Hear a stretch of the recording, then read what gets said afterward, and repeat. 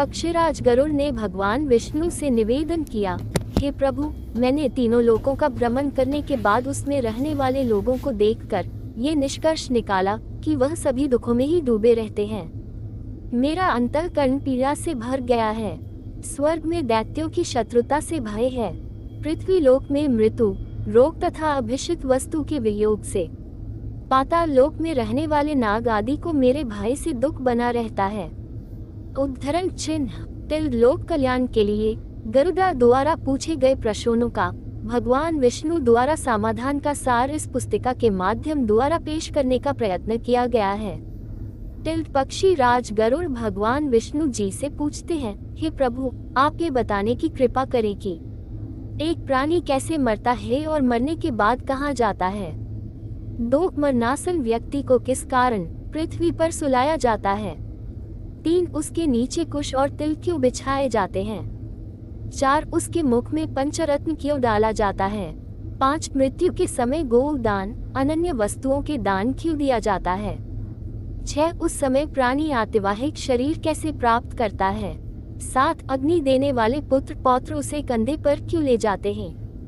8 शव में घृत का लेप क्यों किया जाता है। 9 शव के उत्तर दिशा में यम सूतक का पाठ क्यों किया जाता है। 10 मरे हुए व्यक्ति को पीने के लिए जल एक ही वस्त्र धारण करके क्यों दिया जाता है। 11 शव का दाह संस्कार करके उस व्यक्ति को अपने परिजनों के साथ बैठकर भोजन आदि क्यों नहीं करना चाहिए। 12 मृत व्यक्ति के पुत्र 10वें दिन के पहले किस लिए 9 पिंडों का दान देते हैं। 13 शव का दाह संस्कार तथा उसके अनंतर जल तर्पण की क्रिया क्यों की जाती है। 14 किस विधान से पितरों का पिंड दान देना चाहिए। 15 उस पिंड को स्वीकार करने के लिए उनका आवाहन कैसे किया जाता है। 16 दाह संस्कार के बाद अस्थि संचयन और घट फोड़ने का विधान क्यों है। 17 10वें दिन शुद्धि के लिए सभी परिजनों के साथ खाना तथा पिंडदान क्यों करना चाहिए।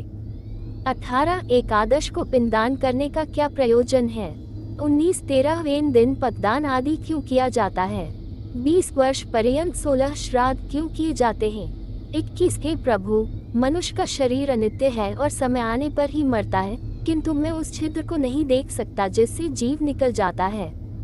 22 प्राणी के अपने जीवन काल में किए गए पाप, पुण्य, दान आदि शरीर के नष्ट हो जाने पर उसके साथ कैसे चले जाते हैं। 23 मरे हुए प्राणी के लिए स्पिंडीकरण क्यों होता है। 24 जो मनुष्य पापी, दुराचारी अथवा हे बुद्धि है, मरण के बाद वे किस स्थिति को प्राप्त होते हैं। 25 ए उपेंद्र, मनुष्य की मृत्यु के समय उसके कल्याण के लिए क्या करना चाहिए। 26 मृत्यु और शमशान भूमि तक पहुंचने की कौन सी विधि है। 27 चिता में शव को जलाने की क्या विधि है। 28 तत्काल तथा विलंब से उस जीव को कैसे दूसरी देह प्राप्त होती है। 29 यम लोक संयमनी नगरी को जाने वाले के लिए वर्ष पर्यंत कौन सी क्रियाएं करनी चाहिए। 30 दुर्बुद्धि अथवा दुराचारी व्यक्ति की मृत्यु होने पर उसका प्रायश्चित क्या है। 31 पनाच का आदि में मृत्यु होने पर पंचक शांति के लिए क्या करना चाहिए। 32 बहुत से पापों को करने पर भी इस संसार को पार कर प्राणी आपको कैसे प्राप्त कर सकता है। हे देव, आप मेरे इस संपूर्ण भ्रम को विनष्ट करने में समर्थ हैं। मैंने आपसे ये सब लोक मंगल की कामना से पूछा है, मुझे बताने की कृपा करें। श्री कृष्ण जी गरुड़ से कहते हैं, हे पक्षीराज, तुमने जो मानव कल्याण के लिए अपनी जिज्ञासा व्यक्त की है वह सर्वश्रेष्ठ है। अब इसका समाधान सुन।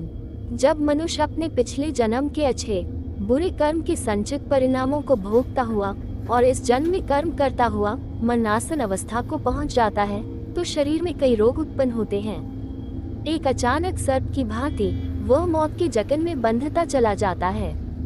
वह घर में अस्यहीन, अपाहज, शारीरिक मानसिक पीड़ाओं से पीड़ित फिर भी जीने की मन में इच्छा को लेकर दुखदायी जीवन व्यतीत करता है।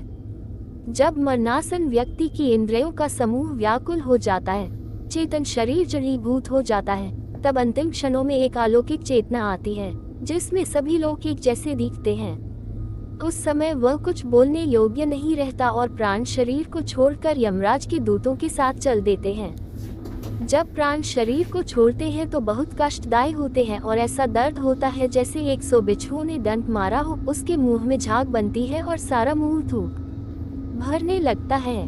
उस समय जो प्राणी दुखात्मा होते हैं उन्हें यमदूत अपने पाशबंदों में जकड़ कर मारते हैं। जो अच्छे कर्मी होते हैं उन्हें स्वर्ग के पार्षद सुख पूर्वक अपने लोक को ले जाते हैं। भीमकाया दुराकृति यमराज के दूतों को देखकर ही पापियों के मन में भय उत्पन्न हो जाता है। हाहाकार करता हुआ अंगूठे के नाप जितना मृत मनुष्य अपने घर को देखता हुआ यमदूतों द्वारा घसीटा हुआ रास्ते में अनेक यातनाएं सहता हुआ यमराज के सामने ले जाया जाता है। जीव अति भयानक यमराज की काया को देखता है और फिर उसके आदेश पर तुरंत वापस अपने मृत स्थान पर यमदूतों के साथ आ जाता है। वह वापस अपने शरीर में जाने की कोशिश करता है पर यमदूत उसके गले में फंदा डाले रहते हैं। उसे भूख और प्यास बहुत सताती है और बहुत रोता है। अपने पुत्रों द्वारा अर्पित की हुई चावल की खीलों को वह खाता है फिर भी भूख नहीं मिटती। जिन आत्माओं को ये खीलें नहीं मिल पाती वह सुनसान जंगल में भटकती रहती हैं।